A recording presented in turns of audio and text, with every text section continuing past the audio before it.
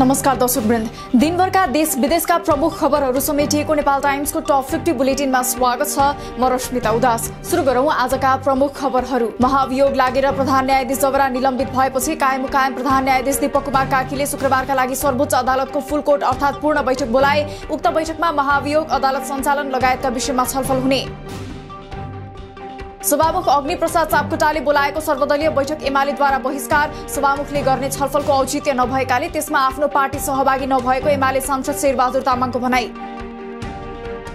MCC संसदमा table हुन कसैले नरोक्ने कांग्रेस वरिष्ठ नेता रामचन्द्र पौडेलको भनाई। जबरामाथिको महाभियोग प्रस्ताव स्वाभाविक भएको उल्लेख। संसद पुनर्स्थापनाको फैसला गर्ने 4 न्यायाधीशमाथि एमालेले महाभियोग प्रस्ताव ल्याए, संसदले स्वीकार गर्न नहुने तर्क। सत्तारूढ प्रमुख घटक कांग्रेसको संसदीय दलको बैठक भोलि मंगलबार बस्ने। जबरा विरुद्ध महाभियोगको प्रस्ताव दर्ता भएको विषय र अन्य विषयमा छलफल गर्न भोलि बिहान 9 बजे बैठक बस्ने तय। सत्तारूढ गठबन्धनले अमेरिकी सहयोग एमसीसी जसरी पनि पास गर्न र चुनाव सार्नका लागि प्रधान न्यायाधीश विरुद्ध महाभियोगको प्रस्ताव ल्याएको नेकपा एमालेको ठहर। राणा विरुद्धको महाभियोग प्रस्ताव गलत भएको र यसलाई सडक संसद र न्यायालयबाट प्रतिवाद गर्ने निर्णय। प्रधान न्यायाधीश जबरा र एमसीसीलाई समर्थन गर्न नहुने भनी एमाले नेताद्वय भीम रावल र घनश्याम भुसालको नेतृत्वलाई सुझाव। एमाले एमसीसी विरुद्ध उभिनु पर्ने र चुनावको मुखमा राणालाई बोकेर जान नसकिने जिकिर। एमाले संसदीय दलले खाली कागजमा हस्ताक्षर संकलन गर्दा भीम रावल घनश्याम भुसाल सहित 5 सांसदले हस्ताक्षर गर्न मानेनन्। जबरा विरुद्धको महाभियोग प्रस्तावको प्रतिवादमा के गर्ने भन्ने निर्णय गर्ने जिम्मा एमाले शीर्ष नेतालाई। एमसीसी आम जनताको गम्भीर चासो र सरोकारको विषय बनेकाले पार्टीभित्र कार्यसूची बनाएर छलफल गर्न एमाले नेता भीम रावलको माग। गम्भीर र संवेदनशील विषयमा एमाले जस्तो राजनीतिक दलले राष्ट्रिय स्वाधीनता एवं हितको पक्ष पोषण गर्दै स्पष्ट धारणा सार्वजनिक गर्नुपर्ने तर्क। सर्वोच्चका अरू न्यायाधीश विरुद्ध पार्टीले महाभियोग प्रस्ताव ल्याउने सम्भावना रहेको एमाले सांसद कृष्ण भक्त पोखरेलको प्रतिक्रिया। कुनै मुद्दा विशेषका आधारमा महाभियोग प्रस्ताव नल्याउने जिकिर। सांसदहरूको मिश्रित धारणा आएपछि जबरामाथिको महाभियोग प्रस्तावपछि काउन्टर महाभियोगको तयारीमा रहेको एमाले अलमलमा। खगराज अधिकारी, महेश बस्नेत, गोकुल बास्कोटा र राजबहादुर बुढा भने काउन्टर महाभियोग लगाउनु पर्ने पक्षमा। अमेरिकी सहयोग परियोजना एमसीसी विरुद्ध 22 दलीय गठबन्धनद्वारा काठमाडौँको माइतीघरदेखि नयाँ बानेश्वरसम्म विरोध प्रदर्शन। प्रदर्शनकारीद्वारा एमसीसी सम्झौता खारेजीको माग गर्दै नाराबाजी। स्थानीय तह चुनावका लागि आउँदो बिहीबारदेखि दल दर्ता गर्ने निर्वाचन आयोगको तयारी। बिहीबार दल दर्ताका लागि आह्वान हुने र त्यसका लागि 11 दिनको समय दिइने। आयोगमा अहिले 103 दल दर्ता। नामावली अध्यावधि गर्न अझै 1 महिना लाग्न सक्ने। स्थानीय तह निर्वाचनको अघिल्लो दिनसम्म 18 वर्ष पूरा भएका व्यक्तिले पनि मतदान गर्न पाउने। वैशाख 29 गतेलाई 18 वर्ष उमेर पुग्ने दिनलाई तोकिएको मिति मान्दा 1,79,00,000 मतदाता कायम हुने अनुमान। करिब 2 लाख युवाले मताधिकार प्रयोग गर्न पाउने अनुमान। कर्णाली प्रदेशका पर्यटन मन्त्री छिरिङ डमडोल लामा कार्चेनलाई हटाउन माग गर्दै उच्च अदालतमा रिट दायर। फौजदारी अभियोगमा दोषी ठहरिएका व्यक्तिलाई मन्त्री बनाएको भन्दै मन्त्री बनाउने निर्णय खारेज गर्न माग। विभिन्न साना 28 राजनीतिक दलले स्थानीय तह निर्वाचनमा पार्टीकै चुनाव चिन्ह पाउने वातावरण बनाउन पहल गर्न आग्रह गर्दै मानव अधिकार आयोगलाई ज्ञापन पत्र बुझाए। थप अध्ययन गरी निर्वाचन आयोग र सरकारलाई आवश्यक सिफारिस गर्ने बारेमा उपयुक्त निर्णय गर्ने आयोगको भनाई। नेपालमा आज 8,500 बढीमा गरिएको परीक्षणमा थप 747 जनामा कोरोना पुष्टि। आजै 2319 जना निको भए। थप 8 जनाले ज्यान गुमाउँदा आज 2,16,118 जनाले लगाए खोप। स्वास्थ्य मन्त्रालयले हराएको भनिएको कोभिड विरुद्धको खोप खोज्न गठन गरेको छानबिन समितिले प्रतिवेदन बुझायो। स्वास्थ्य मन्त्रीको सचिवालयका अनुसार उक्त प्रतिवेदन पत्रकार सम्मेलन गरी मंगलबार सार्वजनिक गरिने।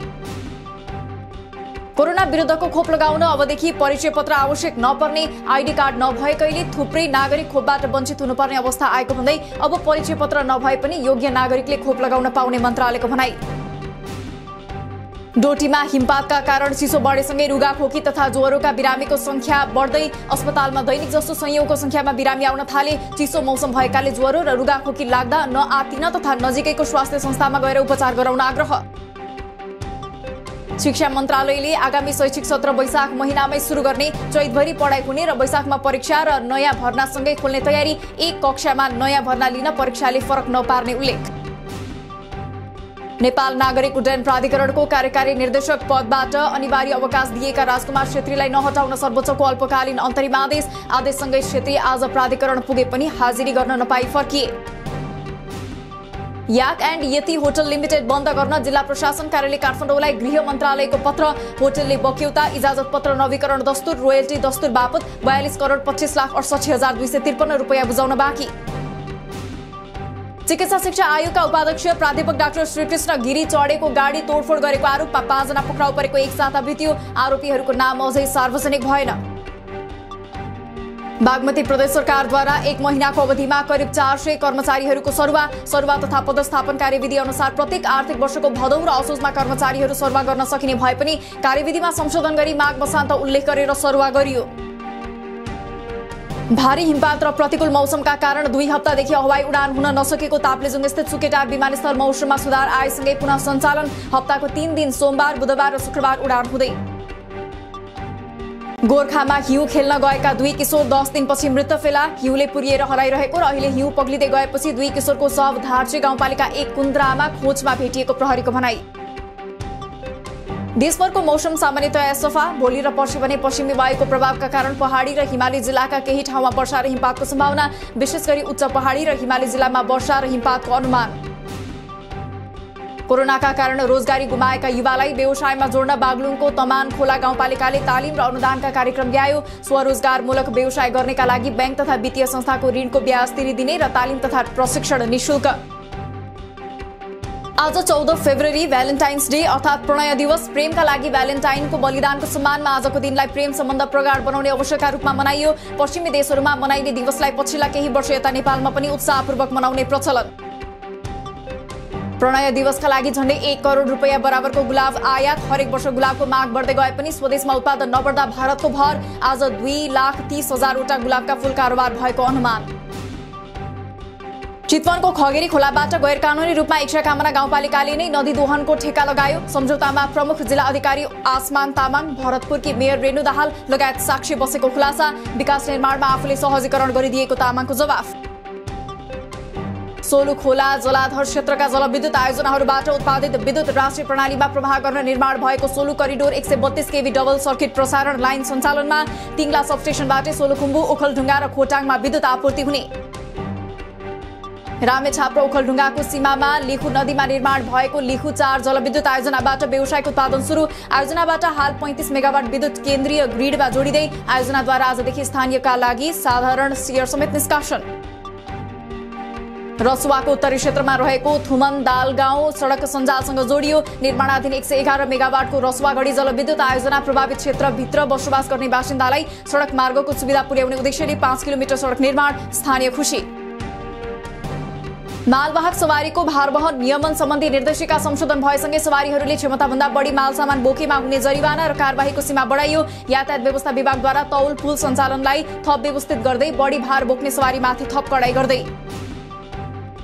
अदुवाको मूल्य नपाएपछि सुकाएर सुठो बनाउँदै गरेका डोटीका किसान वर्षा र हिमपातका कारण समस्यामा। लगातार जसोको वर्षाका कारण सुठो सुक्न नपाउँदा कुहिने जोखिम बढेपछि किसानहरू चिन्तित। समयमै मल ढुवानी नभएपछि कञ्चनपुर सहितका सुदूरपश्चिममा रासायनिक मलको हाहाकार। मल हाल्ने समय घर्किन थालेपछि कृषकहरू चिन्तित। ढुवानीको जिम्मा लिएको ठेकेदारले सुदूरपश्चिमका लागि पठाइएको मल भैरहवा र कपिलवस्तुमै बेच्ने गरेको पाइएको खुलासा। क्रिप्टो तथा भर्चुअल नेटवर्किङमा संलग्न नहुन सर्वसाधारणलाई नेपाल प्रहरीको केन्द्रीय अनुसन्धान ब्युरोको आग्रह। Hyper fund, digital networking, virtual र क्रिप्टो करेन्सी कारोबारमा संलग्न भएकाहरूबारे सूचना भए उपलब्ध गराउन अनुरोध। आइतबार 100 अङ्कभन्दा धेरैले घटेको शेयर बजार परिसूचक नेप्से सोमबार 0.08 अङ्कले बढेर 2700.98 बिन्दुमा पुग्यो। आजै 3 अर्ब 68 करोड 40 लाखको शेयर किनबेच।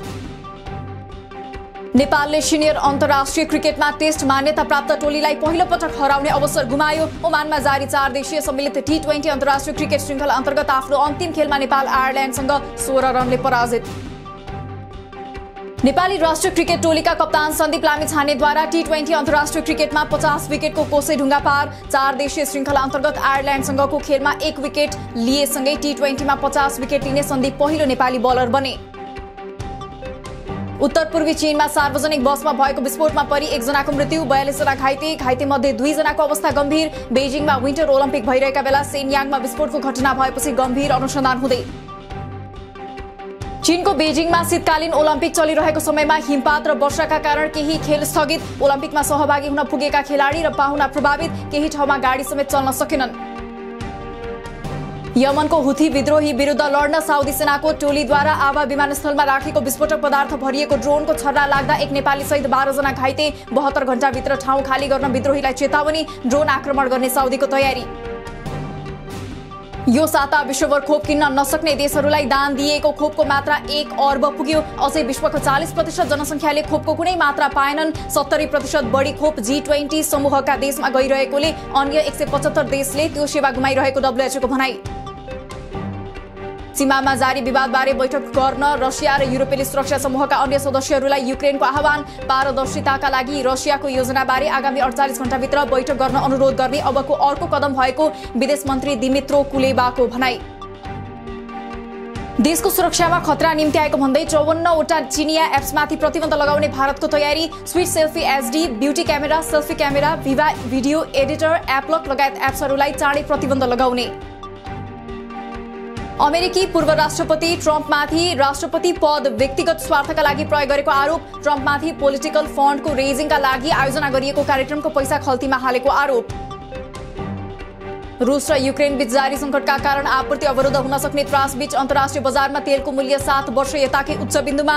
ब्रेन्ट कच्चा तेलको मूल्य 1.3% बढेर प्रति ब्यारेल $95.65 र अमेरिकी कच्चा तेलको मूल्य 1.4% वृद्धि भई प्रति ब्यारेल $94.38 पुग्यो।